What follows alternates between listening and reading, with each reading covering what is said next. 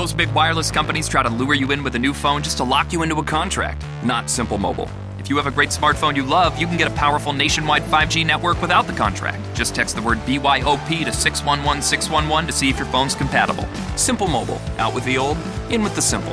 Message and data rates may apply. Visit simplemobile.com/privacy policy for privacy policy and the terms and conditions at simplemobile.com/terms and conditions. Compatible 5G capable device and SIM required. Actual availability, coverage, and speed may vary. 5G network not available in all areas. 5G upload speeds not yet available.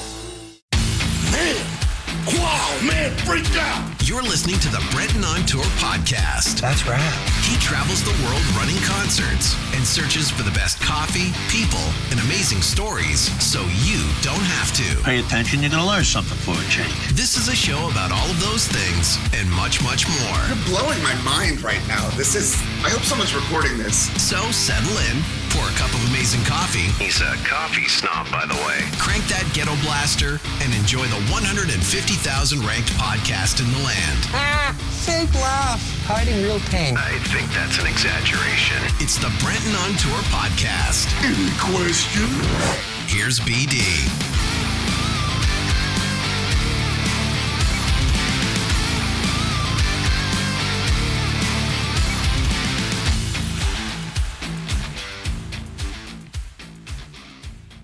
Welcome, friends, to another week of the Brenton on Tour podcast.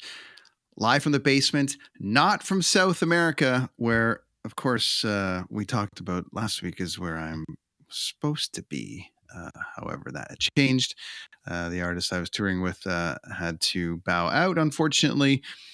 And I am back home recording episodes and thought, well, we'll just keep plugging away here and, life throws things at you and we'll just keep banging out episodes and I'll just keep hanging out with my friends who are on the show today with me, returning to the show. As we move ahead here and we're, coffee, music, travel, life, a huge thanks to my friend Tim Wendelbo from last week from Oslo, Norway, one of the best coffees in the world, one of the best coffee roasters in the world. And he made some time to come on and also to take back his title as the most downloaded episode in the land. And he certainly has a substantial amount of them, which will blow your mind that coffee could do that kind of business, but it did. And we're going to keep going with different stories and covering off things from, my travels around the world. But every now and again, I like to have a roundtable. Both of these gentlemen have been on the show before. And I like having the topical conversations about what's going on in the music industry as well. So we're going to get into a few of them today with my good friend Lyle Chasse. How you doing, sir? Welcome back to the show. Thanks, buddy. Really appreciate being a part of the show with you. No problem. Good to be here. Hey, Darren Grieve, how are you, sir? Welcome back to the show. Thank you, sir. Excellent to be here. Always a pleasure, buddy. Hope you enjoyed that coffee episode last week, because that one, that one's for you, buddy. That one's for you. Yeah, exactly. No, you don't have to sell me on the coffee stuff. So he holds the title as most listened to, most viewed episode. Can you believe that? Of all the episodes I've done, Tim, well, viewed, I mean, it's up for debate because it's on multiple platforms. But as far as most downloaded episode, he held the title for a long time. Wow. And we're talking like 5 to, close to 6-digit download numbers for that episode of coffee. And he's just one of the most popular roasters in the world. And has a farm and he's a great guy but he's part of a group of people that helped sort of like set indie prices for coffee. And when Starbucks is paying 79 cents a pound, they're like, we're going to bump it up so the farmers can actually eat. So Very cool, great business, great guy. And I like bringing him in sort of like a, the beginning of a hockey season. I like to bring him in at the beginning of my podcast season to update me on what's going on in the world of coffee. As boring as that might sound to some, it's actually quite exciting to people like Darren and I, as far as like, products and things like that. So it was great to have him on. And now we're switching gears back to the roundtable effect of things, where I like to, chat with my friends in the business about what's going on in the business, maybe some stories that we've heard, just some general stuff, that goes on. But before we do that, Lyle, do me a favor, reintroduce yourself to everybody and we'll go from there. Thanks, man. Well, what can I say? you get to say this when you're this old. I'm a veteran in the music business. I have hung out at CFOX since about 1989, met Danger and a bunch of other great people through CFOX.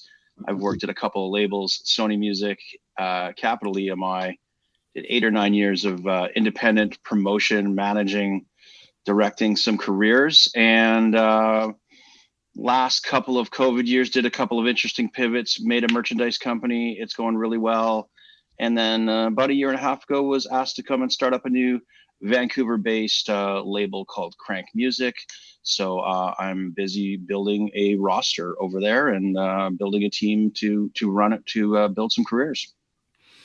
Lyle was a part of a big giant round table that we did, sort of a long table, not a round table, back on the only day it snowed in 5 years in Vancouver. That was nuts. We had a big long table, and you can watch that episode, and that was great. We had a bunch of people weighing in on some stuff. Oh yeah, I think I worked with you on about 1,000 shows too, working with Live Nation Just or something. Probably 1,000 shows. I actually literally forgot about that for a minute. Sorry. Which leads to my next guest, Darren, my coffee brother in crime, fellow coffee lover, doing just as much coffee content as I can possibly put out. He puts out even cooler stuff because they actually like him and they invite him into his stores to do things at Espresso Tech and things like that. He does products and different various coffees, but he's also been on the show a bunch. He was the second guest ever on this show. We talked about tons of stuff. We did a huge show the other day on Twitter, on Spaces for fun. He's a great friend. But why don't you introduce yourself back to the people, and tell them who you are, my man. Yeah, well, I mean, similar to Lyle, actually, around the same time I met Lyle is sort of when my radio career took off. That's pretty much what I've done since high school is radio, but it wasn't until the late 90s that things started taking off, working around music a lot more, meeting people like Lyle, meeting people like yourself, Brent. But yeah, I guess that's been my deal, just being around rock. I'm not good enough to play the music, but I figured if I could learn how to do a decent interview, maybe I could hang around, some people that know what they're doing. And so far, it's brought me to this day right here. And you guys had a show together for a while, I believe, right? On CFOX?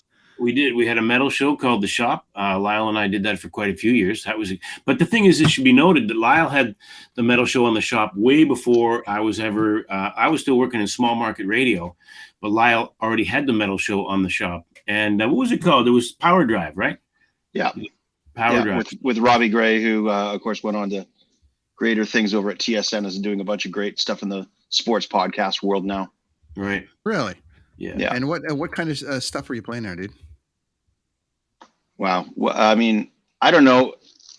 First off, we would always selfishly play our favorites, but we would play a lot of shit that was coming to town, whether we kind of knew about it or not. I've always had a philosophy of just trying to support stuff. So there's always a band like playing on a Sunday night at some club that is going to be half empty or maybe even only 10 people in it. But that band might be from, God knows where. I mean, I remember the first time I think I saw Lamb of God in Vancouver, they were playing to next to nobody. And there was probably 40 people there. So it's kind of always been that philosophy of trying to find some bands that are on tour that, fit the genre, have a bit of a buzz. Maybe they got a label behind them. Maybe they don't. And, if it's half good or half baked or whatever, then why not give them a shot? Because, I remember seeing bands like Metallica on Commercial Drive. It's like you never know where it's coming from. So we played, whoever's on tour kind of thing, and all the big releases. We would play do showcases on records, and a bunch of classics, and then of course indie bands. We were always try to grab a decent local band and throw them on too. What I liked about doing that. No, go ahead, Darren. Sorry about that. I was just going to say, what I liked about doing the metal show when you and I were doing the metal show, Lyle, is just the freedom that we had, 100% freedom. Management, if they're not necessarily were metal fans, right? So they let you do whatever you want. So when you say we selfishly played our favorites, that was kind of the deal. It was so great because nobody was looking over your shoulder, and you don't really get that in radio from being a jock with a regular day part where you're getting a proper paycheck and everything else. But if you do these, like a metal show or a punk show, most of the time you have 100% control over the music you play, so you can give a young band a chance. They don't know the difference whether the band's signed or not. Management doesn't, so do what feels good and just do it. And I found that I'll be honest, when I first started doing the metal show in particular, I thought that my reaction from the metal community was not going to be a positive one, because I was already doing the evening show on CFox, and I thought, well, metal bands, they're the underdogs, and they're not getting any love from big corporate radio station. And I kind of represent the big corporate radio stations, so they're going to chew me up and eat me out. It was completely the opposite. They were so stoked that somebody that had, kind of a cool position at a radio station gave a shit about metal. And so I learned really quickly that my trepidation, I should have ignored that. I was always amazed what in earlier concoctions of the show that was able to, same thing when CFox was at 1006 Richard Street, and Jim Johnson was crazy enough to give me and a guy named John the mic on Monday nights. And we would play bands that would end up like filling up the P&E Forum. Like we had Pantera and Skid Row playing at the P&E Forum, and that's 4,300 people. Yeah.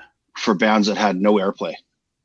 Except for you guys. Yeah. Except for us. Yeah. And I mean, like, when I say that, I'm not trying to say like pat us on the back for it, but it was certainly amazing to be a part of it and be a voice to the community and let people hear something that rips. And how rad was that show, Lyle? I mean, it was so good that we went to Soundgarden at the Commodore later that night. There was some magic days back then with concerts too, man. That's how good it was. That show, the crowd. That show changed my life. I mean, the Killer Dwarfs, I remember meeting those guys backstage. That's when Russ was riding a trike, and I was like, "It's the Killer Dwarfs!" And then, God, I was there, a new Pantera fan, but then Skid Row obviously was on fire with Slaves to the Grind. Kind of 4,300 isn't 10,000, but it was a nice intro. And I remember. Pantera comes out with a wall of amps and a strobe light. Leveled the place. It was the show that changed my life completely. Changed my life. So it was quite something. And so to be able to do that, and then also like I remember like I had just been at what was known as College Music Journal or CMJ in New York. I used to go to that fairly regularly, and I was getting all hyped out by a bunch of guys from Epic Records. About new bands, and we went to this little club that Madonna owned. I can't remember the name right now, and we saw this band called Rage Against the Machine. Wow. They were right at the beginning. Nothing was out yet. They gave us a couple cassette tapes to listen to on our flights home because CDs were kind of like still remember cassettes. Yeah, all the advances would come on cassettes because no one would play them on the air from cassette. So they gave us like 3 songs from Rage Against the Machine, and I'm like, oh shit, I can't wait to listen to this. Yeah. And we had a blast at the gig, obviously, and we got really, really turned on. But I mean, they were absolutely nobody. And then I came home and did the show. And then the next night, somebody says, "Oh, you got to come down and see this band. We were just at Soundcheck and blah, blah, blah. This band is really cool and you'd really like them," because I love hip hop and soul and jazz and rock and throw it all in the blender. And as you know, that's kind of what you got with Rage Against the Machine. But we're all still so new to the party. And we went down this joint that was, I don't know if you guys remember a place called the Cruel Elephant in Gastown. I do, yeah. And we went down there, and I swear to God, this is another one of those nights. There was no more than 12 people in the room. Wow. And we watched Rage Against the Machine in there. We ended up talking the band after again, because there's only 12 people there. And then they're all like, "Yeah, come back tomorrow night, man, because we're playing tomorrow night too." I'm like, "What?" They're like, "Yeah, well, that's how our tour is rolling out right now." So we went back the next night and watched them again. Holy smokes. Probably like 18 people there. Yeah. You know what I mean? And so you just never know what's going to happen sometimes, where the next thing's going to pop from. Yeah. And it's great that you guys, I mean, for me as an indie musician back in the day, I mean, we killed for guys like you guys that would play, indie stuff. And right up until, I mean, I think the last time, I mean, Danger, you and Todd had the 6 o'clock rock report, I think it was called. Yeah. And even there with the CFox and the band, the Seeds and all the rest of it, I just remember it being so cool that you guys would play like Doug Fury's band and Murray Atkinson's band and Renee Botha's band, and all these people had, and it was just like, these are all bands that I was trying to help when I had first moved to Vancouver. And it was just so funny to like, oh, there's no resistance. Oh, you're going to just play this? And I'd never seen, because in Toronto, it's like, well, it was like, if Bookman didn't recommend it, then no one was getting on the air. And that's just the way it was, the way it was in Toronto. It was like, you just couldn't get that indie air. Thankfully, Bookman played our band, which was awesome. Yeah, he had a pretty good year though. Yeah. But it was like, you know what I mean? But it was just it was so competitive there, where it's coming out here. It was like, you're going to play it? Great.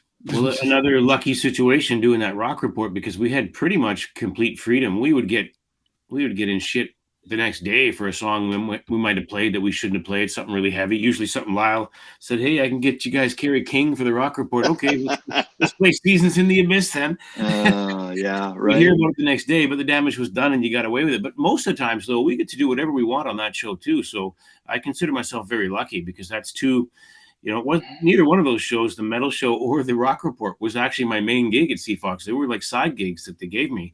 But they were the most fun, to be honest, most of the time. I mean, my evening show was great, but I played what they told me to play for the most part. The rock report, when you say that, people were pretty open to playing indie bands, we thought that was the coolest part of the job. We would get, and Lyle will remember this because he would be a part of that stuff too. When seed season would come up, we would take all these submissions. Sometimes there'd be hundreds, 500-600 submissions, and we divide them up into 4 piles. And I would take a pile home. Todd Hancock would, Corey Price, Lana Gay when she worked there, Chris Duncombe.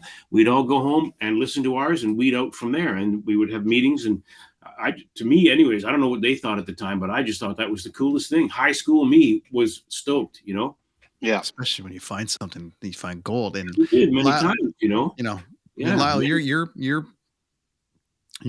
back on. You've never really left it, but you are in the development of artists now too, and you're seeing that perspective now, from the standpoint of like trying to break a band still in the process of trying to get a radio versus like streaming and all the rest of it. You're part of the new group of people that is trying to break a band in this current phase, and kudos to you, man, because hey, we all know it's brutal at the best of times. Hard work. You talk about Holy the glow shit. days of rock and roll, and for every band that we say we saw here or saw there, and then they went on to be a gigantic band, there's 999 bands that failed before them. Yeah.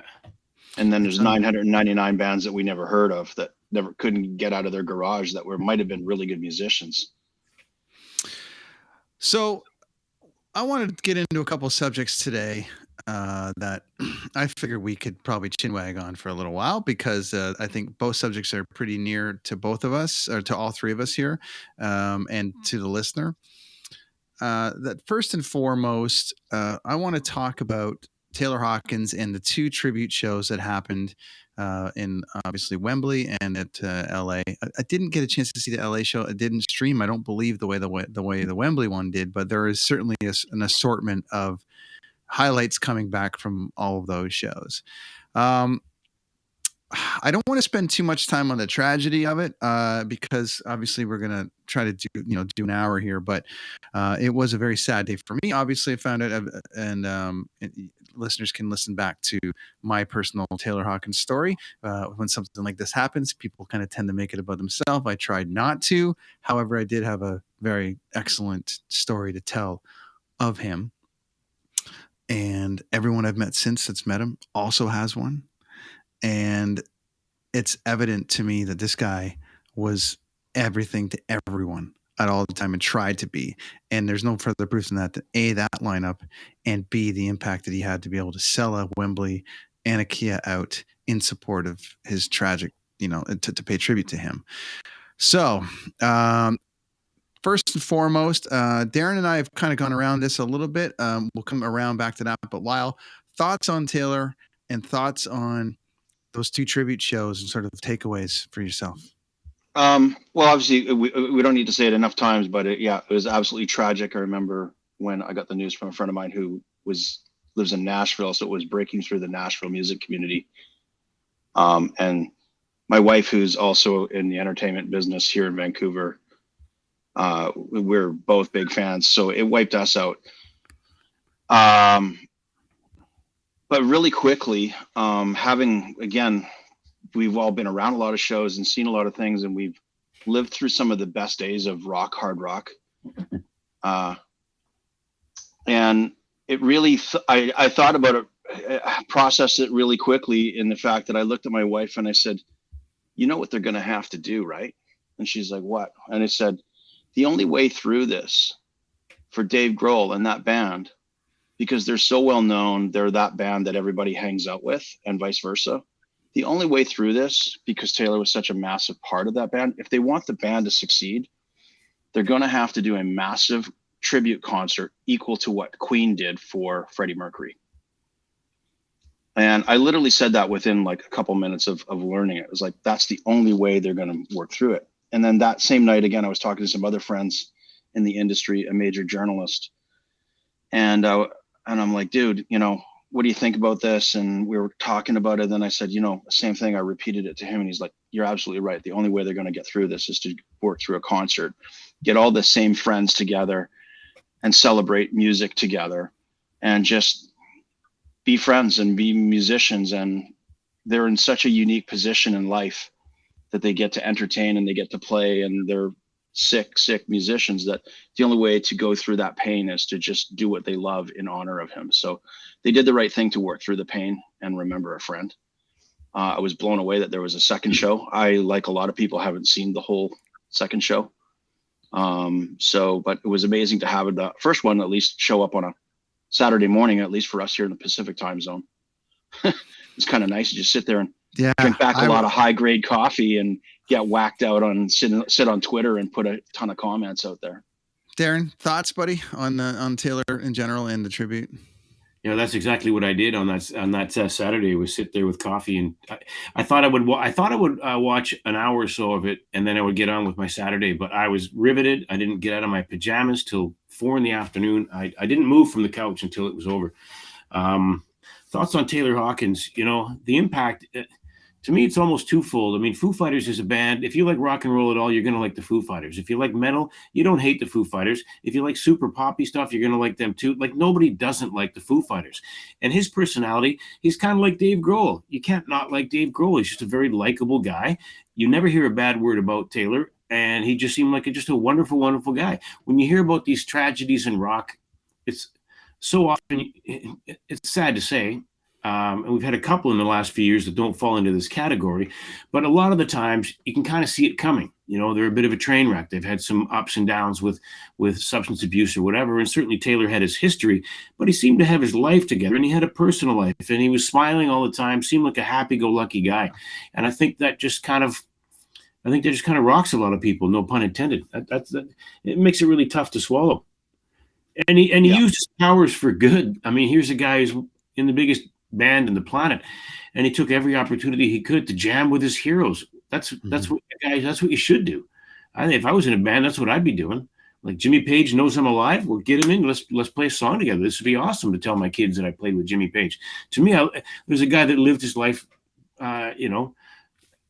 He took full advantage of the position that he was in, but was not a dick throughout the process either, like so many people can be. And then Taylor and Dave and company had all been a part of such great projects prior, that they had spent 25 years building Foo Fighters into what it was. And they were now going next level, all in, if on top of all in.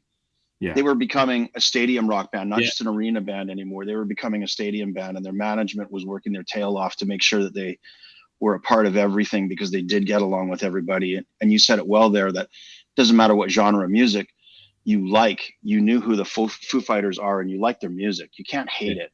Yeah. They just became that band, and they represented rock so well in a world where everybody was saying rock is dead.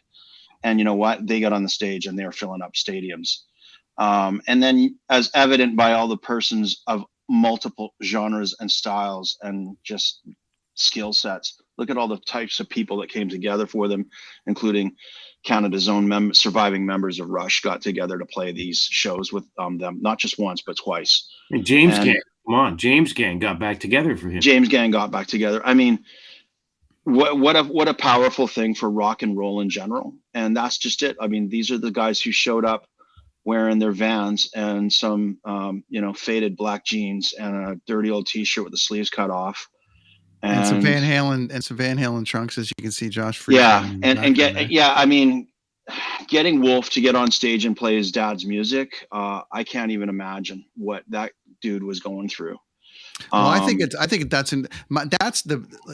the biggest takeaway from that thing. Obviously, everyone coming together was a huge thing, but for those of you that aren't familiar with the story, obviously Eddie Van Halen passed away. His son, is everything. He was everything to his son, and he's the consummate musician. Played everything on his record, put out a great solo album, and consistently got hammered in the press. Well, not the press, by the Twitter heads, by the public, by the Van Halen fans. Like, why aren't you playing? Right. Why aren't you paying tribute to your dad? And why aren't you playing Van Halen songs live? And Wolfie's always been, this is going to be my project. This is the way it's going to be, and has always denied it. And I loved this moment of him coming out and absolutely destroying both shows. You can see the highlights online. I mean, it's the feel of Ed. It's the sound. The solos were perfect, and it was a giant fuck you to everybody that was busting his balls for months. And it's the fact that it happened at this event, which brought a bit of like light to a dark day. Yeah. Like everyone that is in the know is going, holy shit, look at this. There's and not no only question. look at, yeah, it was therapeutic for him, right? Yeah. It was a tribute within a tribute. Right.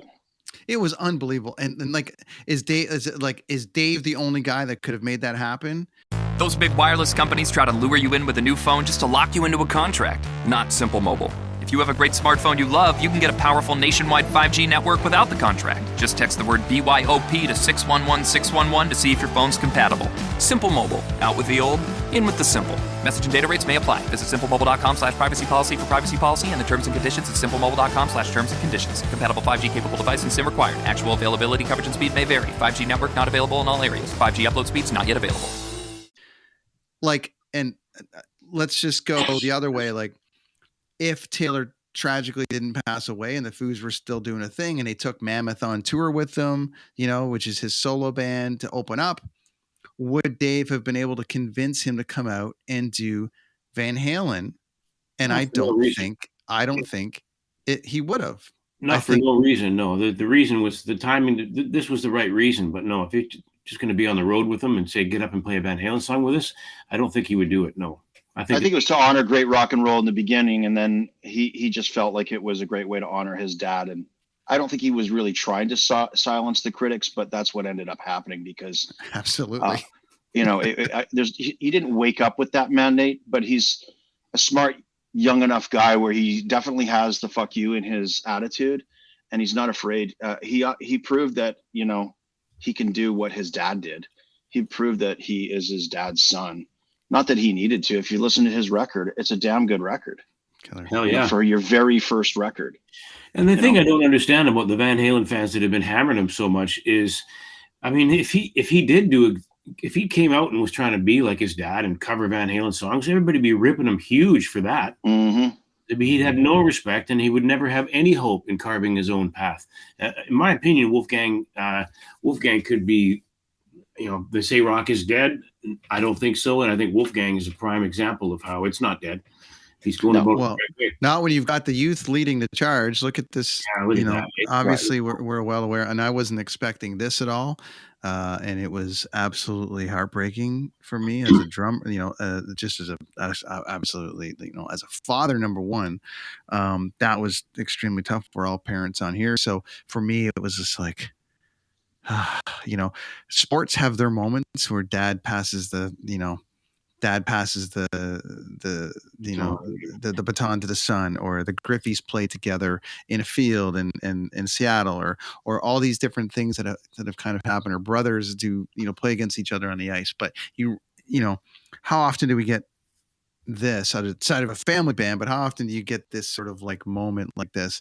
And unfortunately, under these circumstances, but the kid just like, I mean, He was fantastic. Yeah, no, I'd never seen him play before, obviously, before this, but and we're obviously speaking about Taylor's son, Sean Yeah. here, which is, you know, a picture of him for everyone listening. There's a picture of him playing My Hero, and I think he did it again in LA too. Yeah.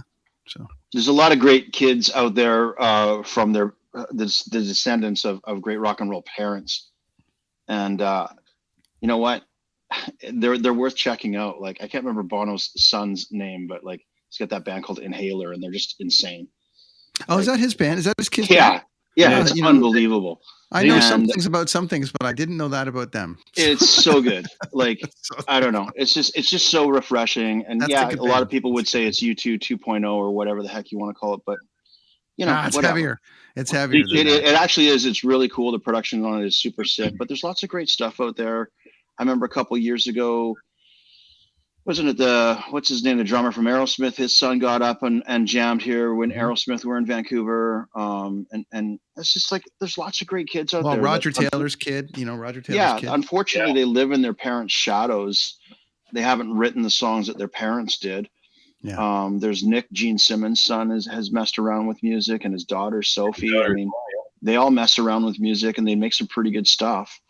There's, you know, the guys in Nickelback here are at Canada's Own. Like, some of their kids are starting to spawn off and do some projects now.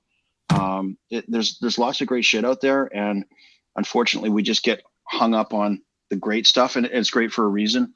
But again, I mean, I don't know. This might sound selfish in the statement, but I'm still that guy who likes to just go curiously watch for that next band, and you find out, oh, you're somebody's son or daughter or whatever, and it's really cool. And they want to come at it the same way their parents did. They want to get out there and slug through some clubs and make some songs and build a career. It's unbelievable, and there's a lot of that happening out there. Inhaler just announced a show in Vancouver for next March, by the way, just today. Yeah. I'll be there. Or the Commodore or something, probably. Gentlemen, so given that, you know, you think about all the artists that we have, and, you know, every artist that passed is probably worthy of a tribute, right? In some capacity, like, you know, whatever, you know, if anyone that we collectively grew up on, you know, passes. Freddie Mercury was the last one, the big tribute show that I remember, you know, it being so impactful. And this one here, you know, that Freddie Mercury show changed my life from the standpoint of like, I'm going to do Wembley one day.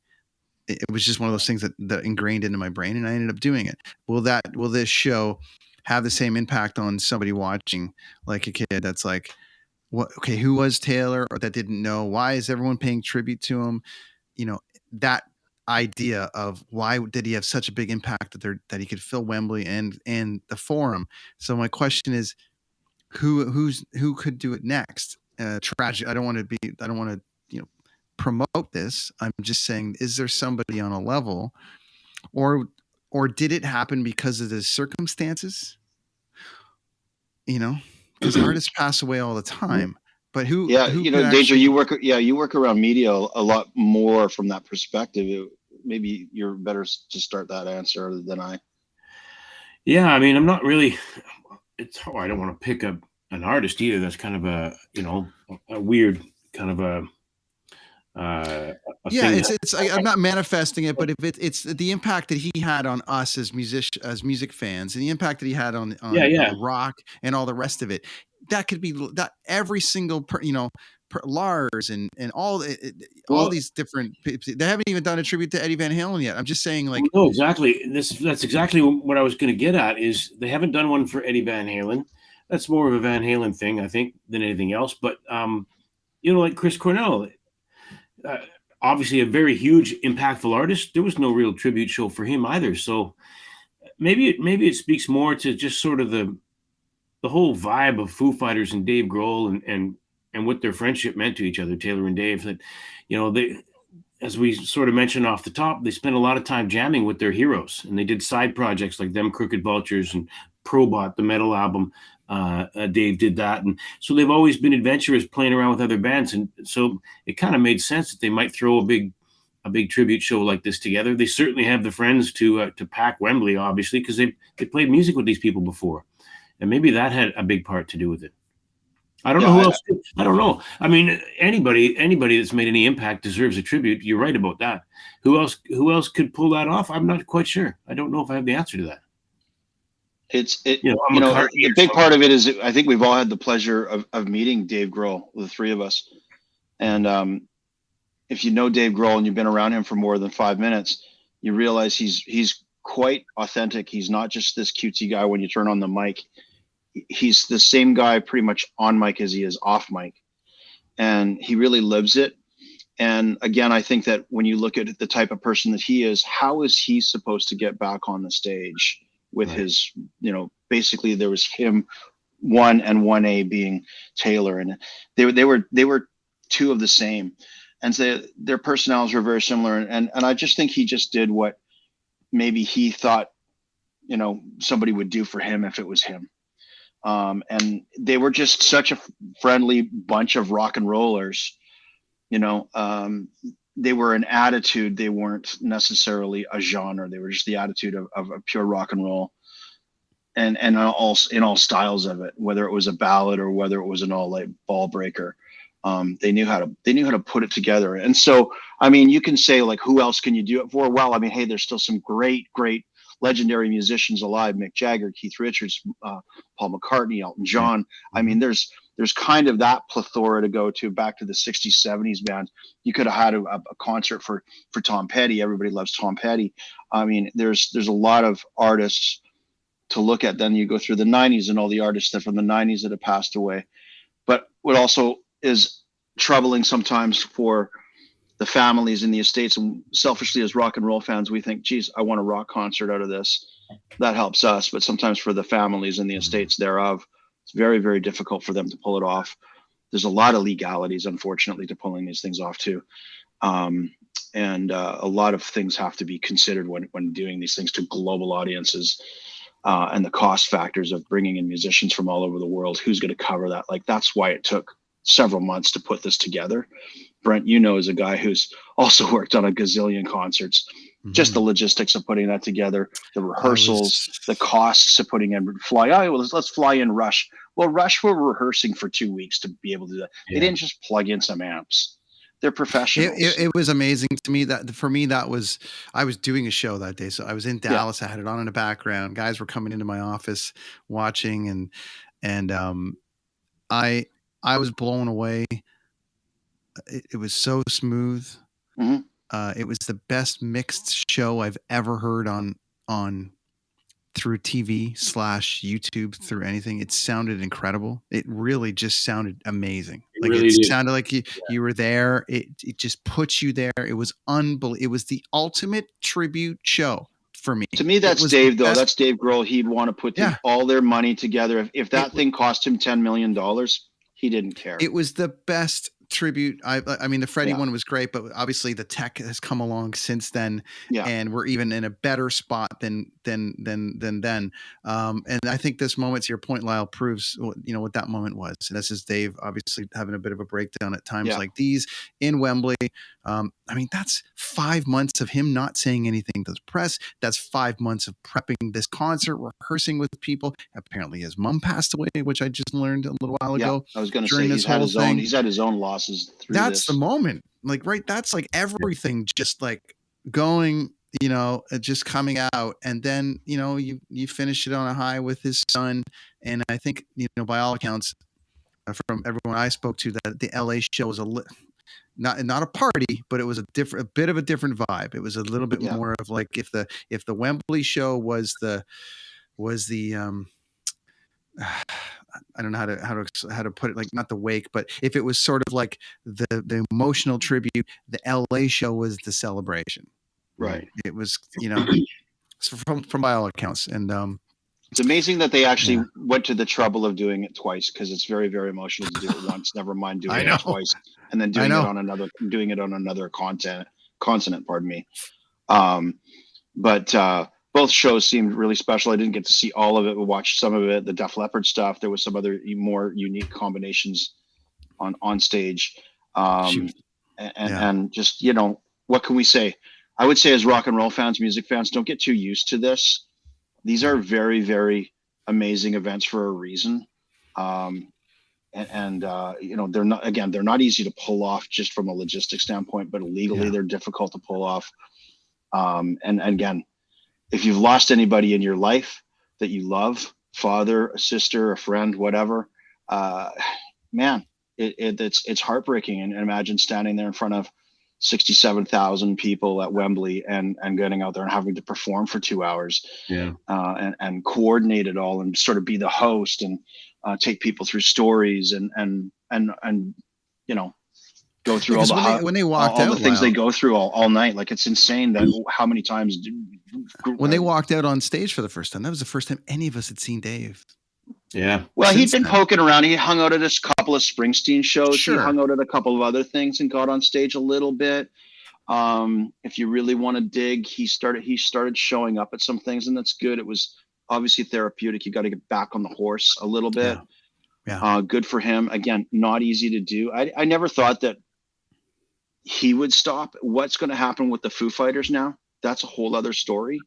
Nobody here has that answer. I don't think they have the answer. But it's, again, I just think that as a public, we should be fair in what we expect from this. Absolutely. We get what we get, and just enjoy it. Download it, spend the $30 if there's a download or whatever the hell, and support the family, support rock and roll. Hell, just enjoy it, man. Danger, final takeaway from those two shows? Like your favorite parts or a super highlight for you? That was you know what I was thinking a minute ago is when you flashed up that photo of Dave having his breakdown during times like these. I kind of was waiting for it to happen earlier in the day during the show, because I thought, boy, it's got to be a hard day. And like Lyle said, he's also the host. He's running around. He's not just sitting there on a stool backstage waiting to go back up on and play guitar. He's trying to keep it together. He's got Taylor's kids there. Obviously, he's like a father figure to them. So I kind of expected the breakdown to happen earlier. The song makes sense. Times like these, I could see that'd be a tough one for him to perform. To me, I don't think I've seen anything like that since maybe Live Aid. I put it up there with a Live Aid. And I think music people like us will be talking about this in 20 years and 40 years. This show will not be forgotten. The LA show, I hope they do something with it. I sure would have liked to have seen it. I was searching everywhere, and I'm like, I found clips here and there, but just piecing it together. But they're probably piecing together an album / I'll say DVD. That's what I was on the physical side of it. Yeah, some sort of a download. I think that they want to make sure that this gets done, but get it, or maybe they're going to package both shows. Yeah. But again, there's an insane amount of legalities to all that crap. Not to get too much into that, but again, look, we got what we got out of it. The only other thing I could say is, who else might they do this for? Well, they might have to do it for, unfortunately, Dave Grohl himself at some point. Oh, yeah. Fair but enough. I mean, they might just try to pass the baton back and say, well, you did this for one brother, why not the other? And so maybe we see that. And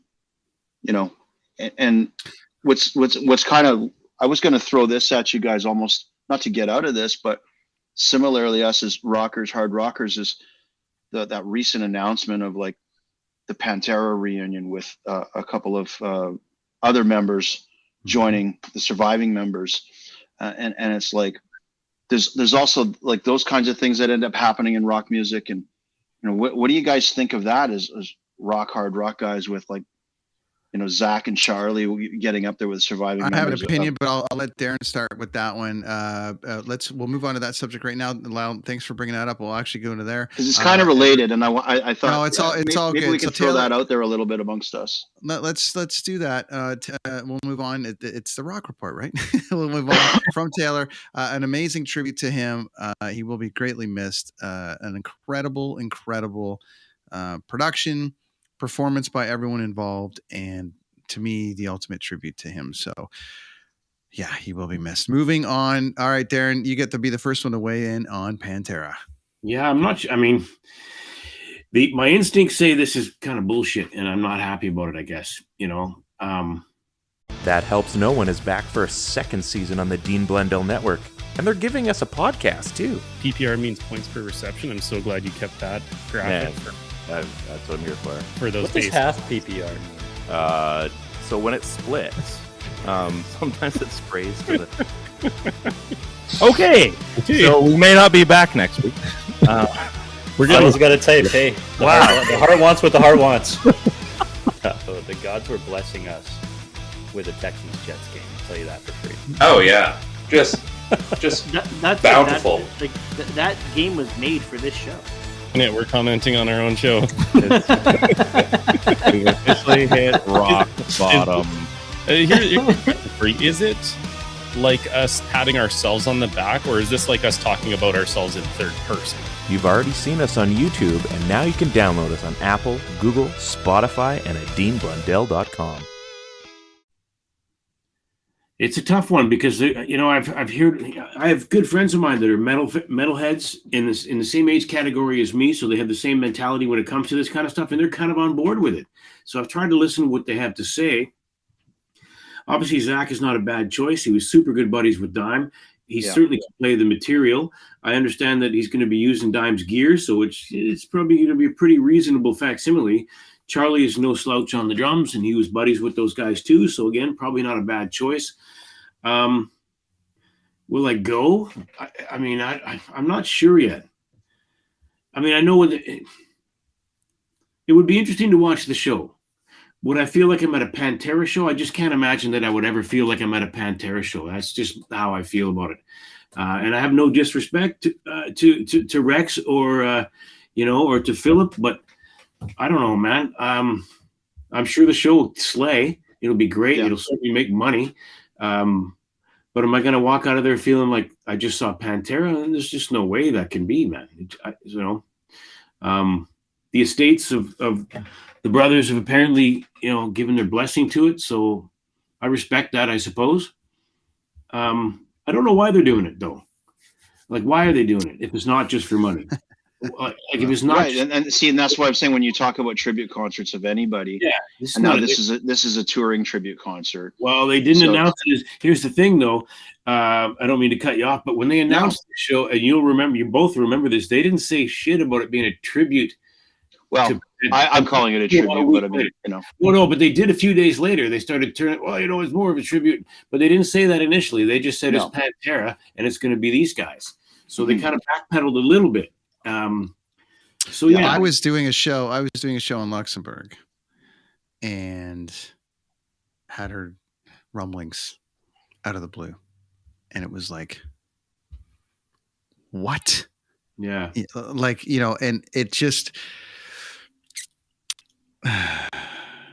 it's a little surprising.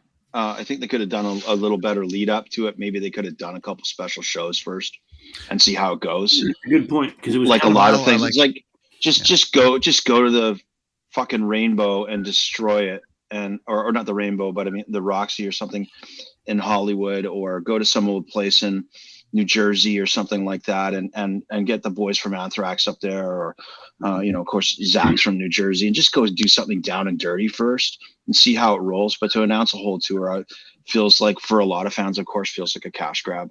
But having said that, I think there's the metal community never really there's the big four, and then there's Pantera. They were sort of like the big five, if there was such a thing, and we never, as a community in the metal community, never really had that opportunity to do that. There was a few things happened when Dime passed away. There was a few tribute things like at Guitar Center and whatnot. They did a pretty cool tribute, and again, Zakk was a huge part of that. But then when Vinny passed away, it was just sort of like, oh, bang, this whole thing's over, because his all the other projects he was involved with, everything was over.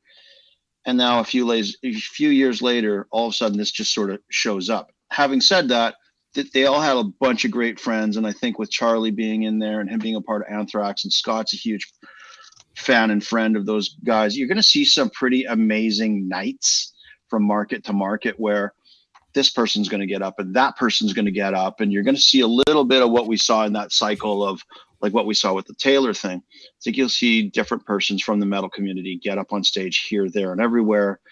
And, the internet will be abuzz with content if they want to pull this off in a correct way. You know what though, Lyle? I gotta tell you though, man, that it's already been happening, and I don't mean this I definitely don't want to disrespect the brothers or anything, because I'm a massive fan. That band changed my life. The issue is that you had Down already, right, going out and doing their thing. So Phil's been out there for years doing it, and then Phil went out and added 19 other metal bands that he was doing, and then he went out with Phil Anselmo in the Illegals. Now that was the Pantera tribute band. Yeah. That was the band, and you can check that stuff out online. I mean, that band played as close to Pantera as I've heard, and they pretty much nailed it, and it was great. And the problem there is that what made Pantera so absolutely like visceral, it was the combination of the four of them. And that's, you could say that about anything and any band that swaps out a person. Say that about any original band, any original thing. But what made it so visceral? Phil Anselmo, like ready to level the place, and the brothers Abbott partying, and Rex just kind of holding down the fort. Yeah. Phil isn't visceral anymore. No. If you watch the Illegal stuff, Phil can't get there. So it's tough to sing that hard, man. Even if you're 25, it's Phil with a back problem, and I don't. And this isn't out of disrespect, but it's Phil with a back problem. It's not Phil ready to punch the front row. So then you've got Zakk coming in, you've got Charlie coming in, and me as a massive Pantera fan, and I know the business side of it. The difference between Phil Anselmo and Illegals and the name Pantera is about $950,000. Yeah. Okay. Oh, yeah. For sure. So that there's that, obviously, and we're all aware of that. But to your point, Lyle, if they went and started just quickly, slowly dropping club shows around and beta testing it, and then dropping 4 shows, and these are the 4 tribute shows, I think they've had to pedal back.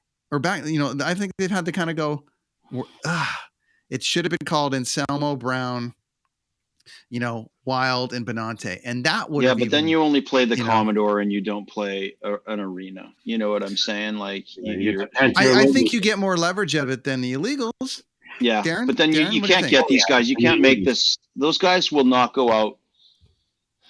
Again, it does become a money thing. Like Zakk Wylde is worth X amount on his own. He's worth X amount being a night, being in Ozzy Osbourne's band. He's worth X amount showing up on someone else's record. Like, those guest appearances are not free, folks. Shocker.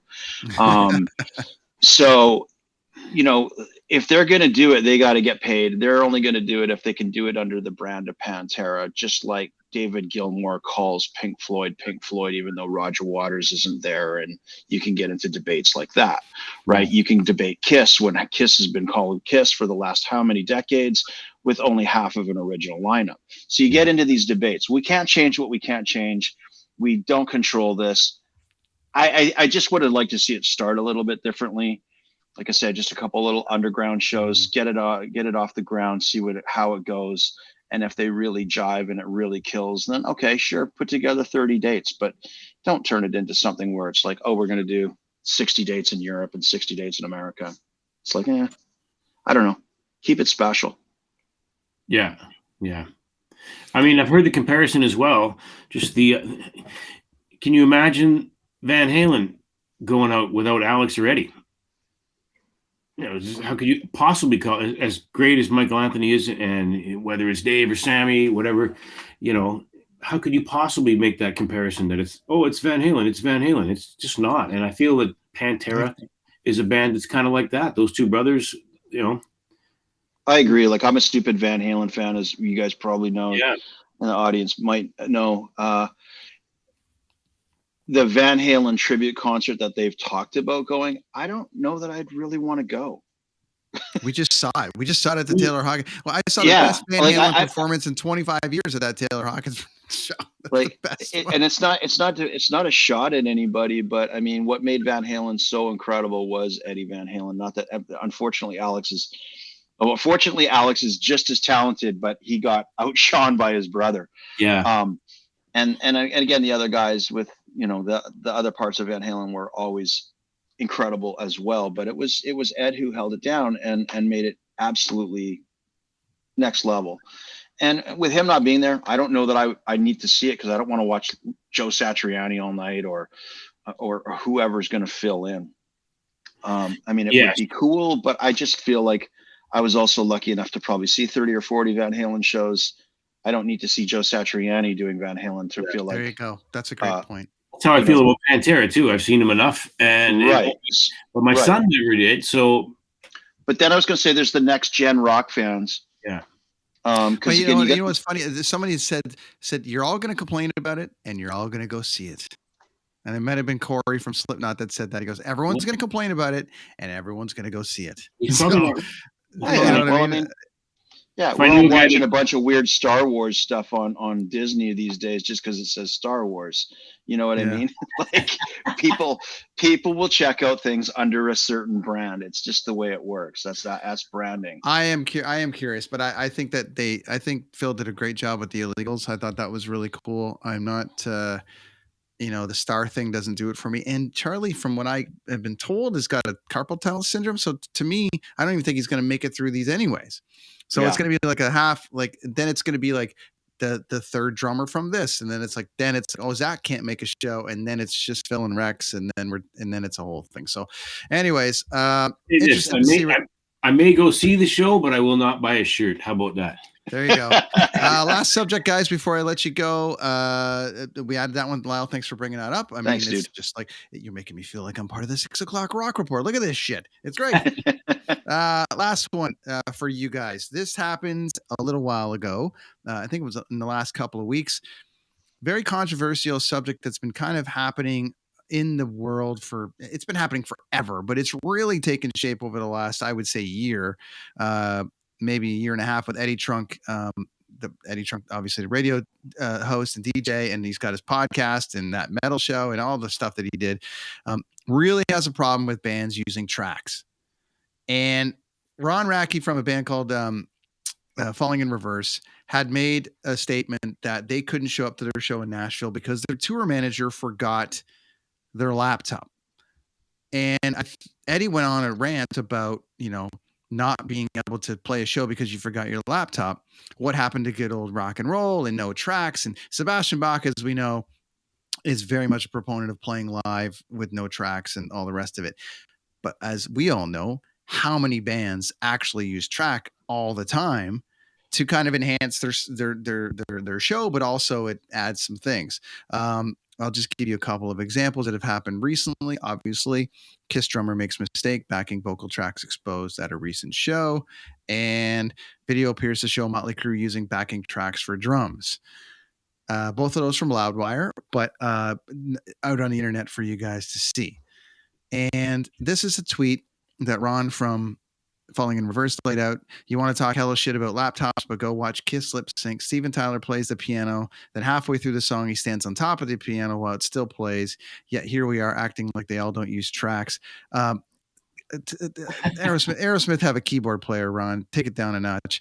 And Sebastian Bach, are you trying to say that you believe that I use tracks on stage? And there's just a big pissing match happening online about this very subject. Gentlemen, go. What do you think of backing tracks? Go ahead, Darren. Backing tracks. I think that's not really the case, though, with Falling in Reverse. I think this is a band that has a lot of electronic elements to their tunes, if I'm not mistaken. I don't claim to be the biggest fan of these guys, but you're not going to go to a Nine Inch Nails show and not have some kind of electronic, something not organic on the stage, or Filter, or, any number of bands that Ministry. So I kind of feel like they're taking now, again, I'm not super familiar with Falling in Reverse, but to my knowledge, that's what the laptops are. It's not necessarily backing vocals. And with Tommy Lee I'd rather hear Motley Crue using backing vocals than hear Vince Neil sing live any day. You're not wrong lately, for sure. But I think that's what from what I understand of Falling in Reverse, it's not necessarily backing tracks. It just seems like they're a band that has a lot of electronic elements in their music, so the show would be pretty lame without it. Yeah, it's part of what they do.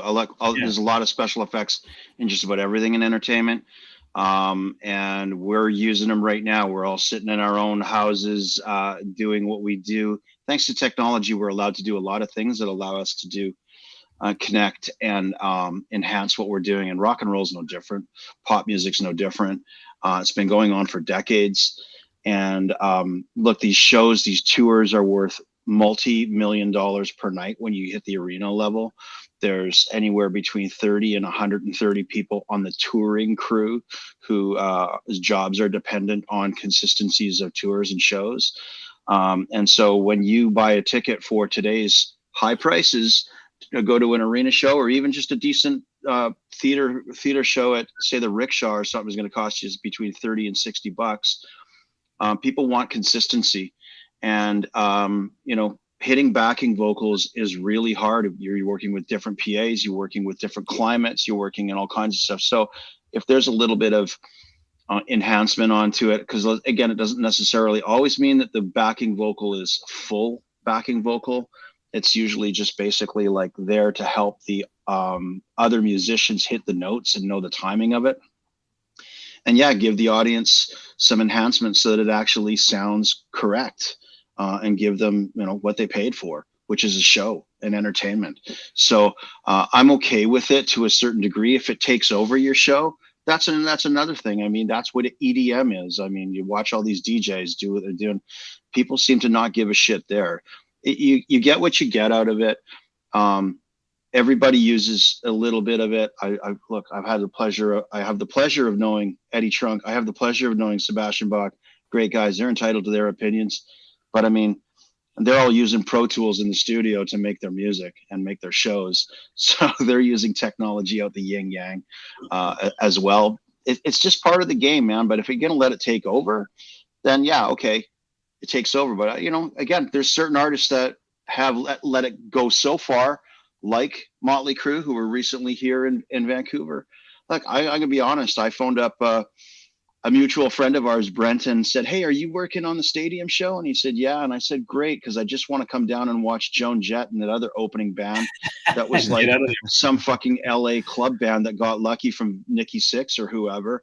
And those are the only two bands I watched. I just quaffed a couple Budweisers and I got the hell out of there at 6:30 at night and I went home, because they were, to me, the bands that were going to deliver the most. And I was totally impressed with both acts that night. And there was not any enhancement on their things. Def Leppard have been using it for years. Motley Crue have been using it for years. Poison, I'm sure, are using it. I haven't been to a Poison show probably since 1989. I wouldn't know really.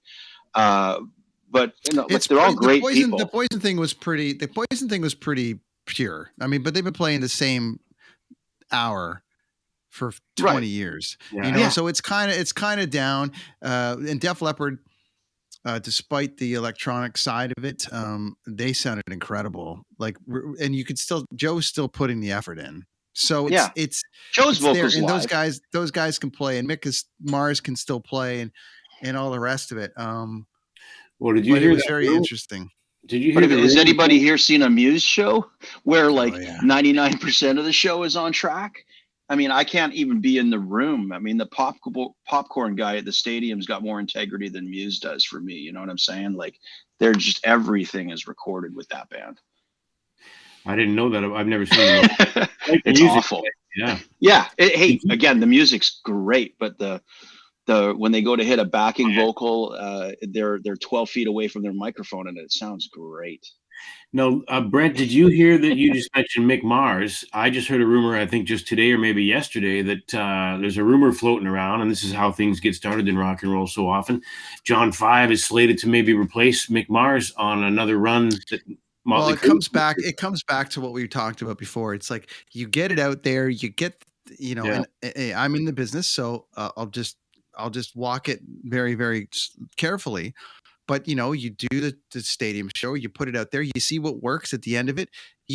It's like building a baseball team or a hockey team or anything. You build it, you send it out. How did we perform? We're great. Mick's having a hard time. Okay. Can Mick still come on tour? I mean, look, Tommy busted up his ribs on the beginning of the thing. Yeah, they had a replacement drummer. He does 3 songs. He does whatever. It's gonna happen. However, that's not the guy I would have replaced in that band.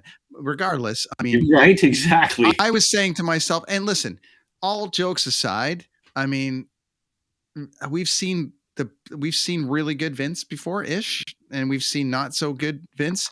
I would have loved them to bring Karabi out for a little bit on this and just have, because they get along really well. And I know we're nerding out here now on talk, but I think it would have been kind of cool to have a bit of a, if you're opening the door to John 5 coming in, and you might as well open the door to anyone that's ever been involved. And that's with anything. I think they've put the team on the ice. They've seen what worked. If Mick is having a hard time, there's I think we're going to have to get used to back to the Pantera you- thing again. I think we're just going to have to get used to this happening in rock and roll a lot more often, whether we like it or not. It just seems to be what's going to happen. And I guess if I owned a company or a brand, Pantera, Kiss, whatever it is, I might want to keep working too, to make sure my kids are taken care of when it's all over. And you can't blame them. Look what happened with Tommy. Right? Tommy played a couple of songs, then he left. Another guy comes in, and then he plays the piano. And he doesn't, like, if they replaced and bring John 5 out there, John 5 doesn't have the feel that Mick Mars does. So it's just going to sound different.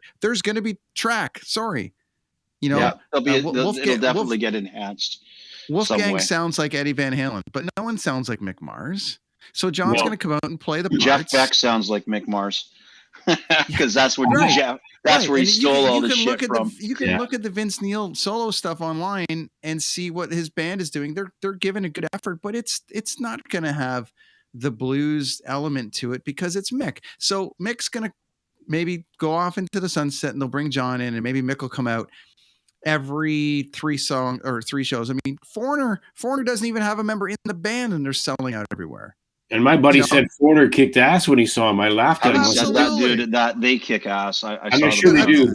But I'm just Motley Crue. I've seen them multiple two times. Different things, but they've done that. It's a great lineup. They do it really well. They sound and look like Aerosmith. They got some great musicians. I'm not going to yell off the porch. No, you're not. But it's just like, but look, everybody's going to have an opinion on depending on how much they love the artist as well. Fair enough. Yeah, that's a good point. It depends how much you love the artist. How much you drink in the Kool-Aid. Me, I haven't been to a Motley Crue show in over 12 or 15 years. I saw them how bad they were doing backing tracks 12, 15 years ago, and I walked out. So I love with them coming back with Carnivals of Sins. I love that tour. I thought it was great. Thought it was a great comeback. It looked awesome. And no one can, and they don't apologize. Nikki doesn't apologize. They put this stuff out on DVD. I've got it right here, the DVD from there. There was post work done on that. So Eddie, speaking to Nikki or speaking to Motley Crue or going through, I don't think you can rip everybody.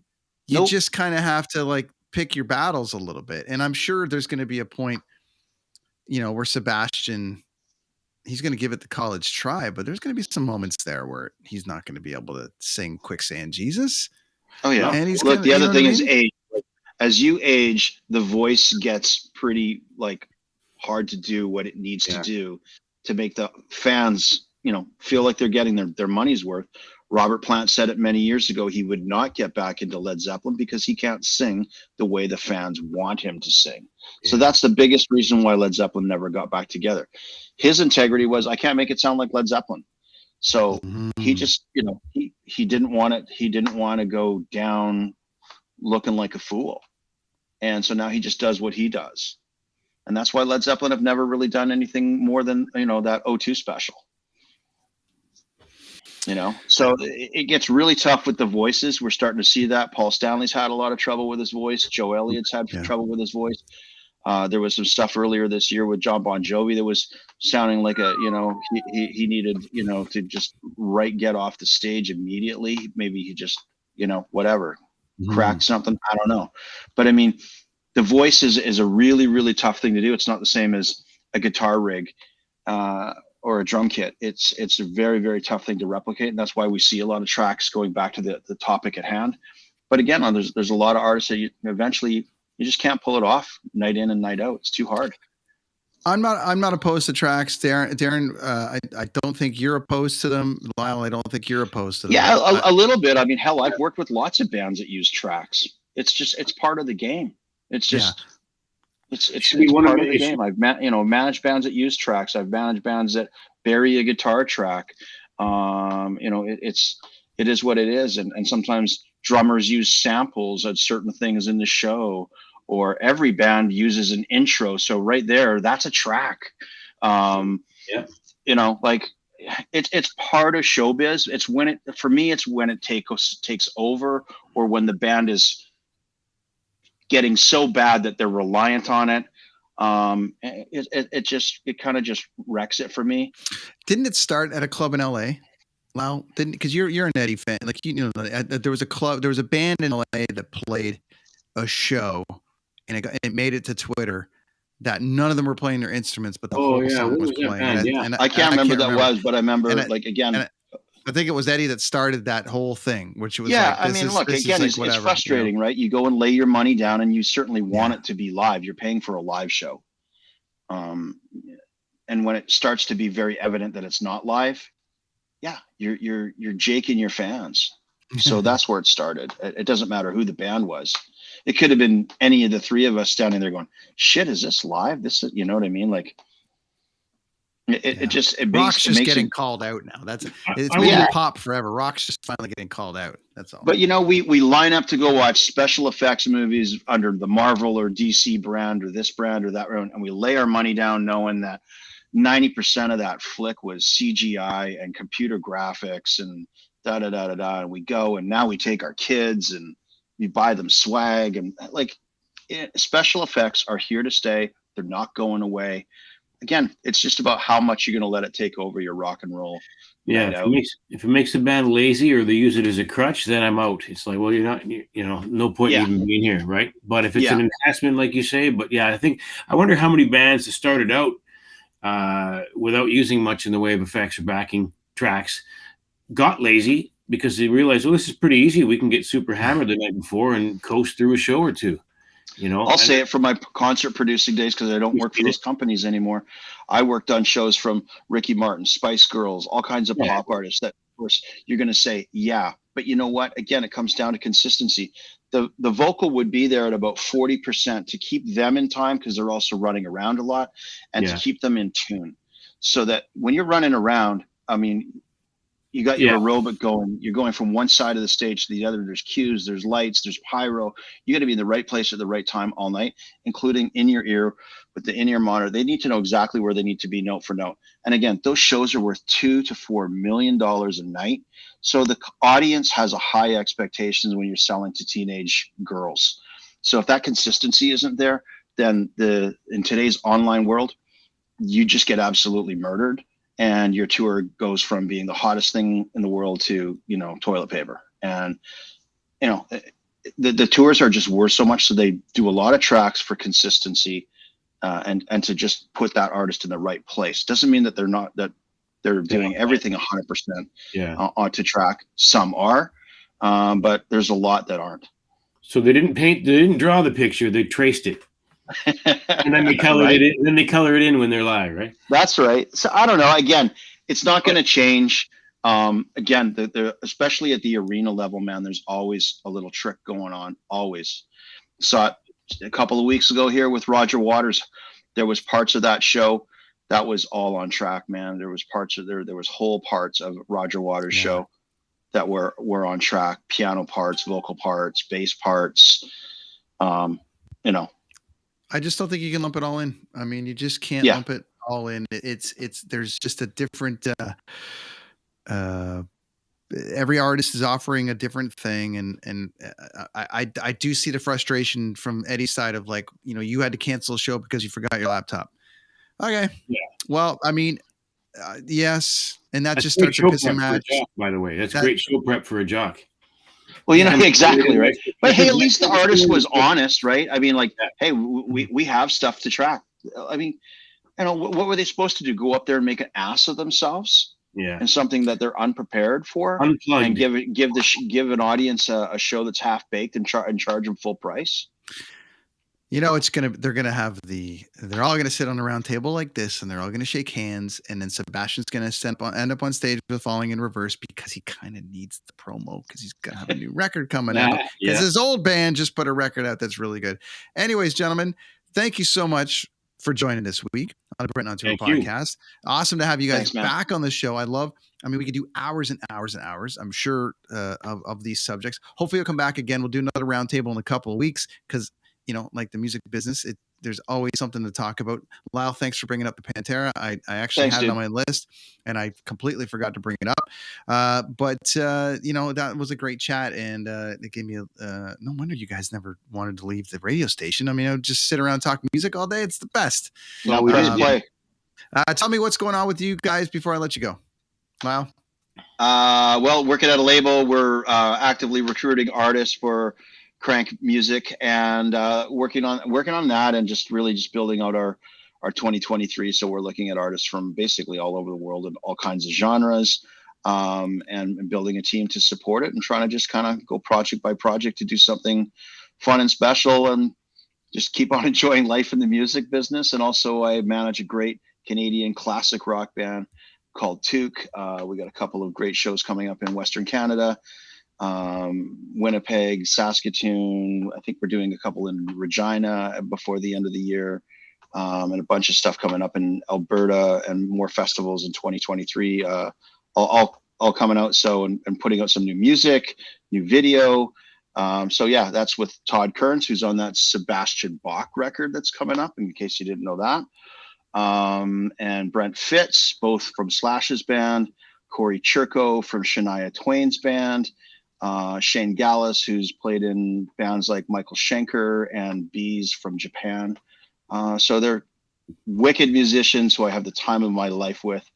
We get a great crew, great show, and it's real rock and roll.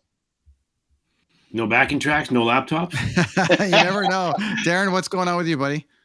Still flying around in the airplane a couple times a day, reporting on traffic crashes in Vancouver. There's never any shortage of that in this city. And doing the morning show for Whistler FM as well, that I do right from my house, right where I'm sitting right now. And the newest thing, and I'm really, really excited about this, doing a show there's a new station in Vancouver called Sonic Radio. It's an alternative station. They happen to be on the same dial position that XFM used to be on. I was on XFM for the entire duration of that station's existence back in the early 2000s.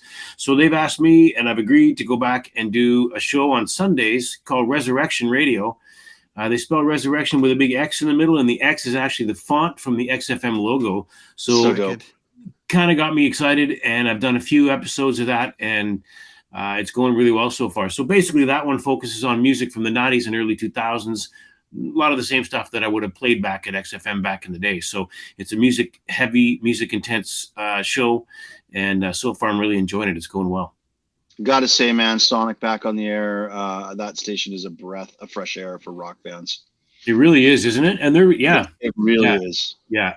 It really and is. They've got some amazing to get that. They've got some amazingly talented jocks on that station too. I mean, when I listen to that lineup, it's like, holy smokes, man. And a rare thing in this day and age, they've got pretty much a complete air staff. Outside of maybe overnights, there's somebody on the air at all times. When's the last time? So that's to track then? Is that what you're saying? What's that? No track, no backing tracks. It's all live, my friend. Gentlemen, I'm gonna pull a radio trick out that I learned from listening on the radio. Lyle Chasse, Darren Grieve, check them all out. Thanks for coming back on the Brent on Tour podcast. This is we're at episode 110, I think. So you guys are part of the history, and I really, really appreciate you being here. This is a classic radio thing. Stick around for a minute, gentlemen, and I'll be right back with you on the thing. But I appreciate it. That is the Brent on Tour podcast for another week. A big thanks to my friends at Partake. Look at these guys, non-alcoholic beer. Yep. Just bringing them back into the mix. They have a ton of stuff. They've sent me more stuff. They got a blonde. They got a rattler now. They got a bunch of different products for anyone interested in not drinking for a little while, maybe like myself. It's great for a podcast to drink while you're doing it, but keep you safe. And also, it's like 10 calories, something like that. It's vegan, it's gluten-free, it's everything. It's my favorite non-alcoholic beer that I've discovered in my journey along here. And we'll get into that in the coming weeks. I've got a few people coming on to talk about the Sober on Tour series and being sober on tour, including some great products and some other people. So they're coming on board in the coming weeks. So thanks to my friends at deanblundell.com and everybody over there for hosting. And we'll see you guys all next week. I'm Scott McGregor at Scott Trades on Twitter. I host an active investing show called Hot Wallet. After over a decade of trading in the markets, I've come to realize I don't know anything. Like, seriously, I have so much more to learn. So come along with me on a journey of discovery as we speak to traders, investors, fund managers, and anyone with a great story. There's opportunity in the markets for everyone, and I don't want you to miss out. Hear some of the amazingly talented investors we've had already at hotwallet.ca, on YouTube, or wherever you get your podcasts. Hot Wallet is proud to be part of the Dean Blundell Network. Hey, it's Joel Williamson, host of That Nerd Dad podcast. Look, finding time for yourself is an important part of parenting. It allows us to be the best version of ourselves for our kids. So tune in every week to talk about parenting, pop culture, and politics. Whether you're an exhausted parent looking for a laugh or a stoned teenager who clicked on this by mistake, this is the podcast for you. You can find me on Spotify, Apple, Google, the Dean Blundell Network, or at thatnerddad.ca.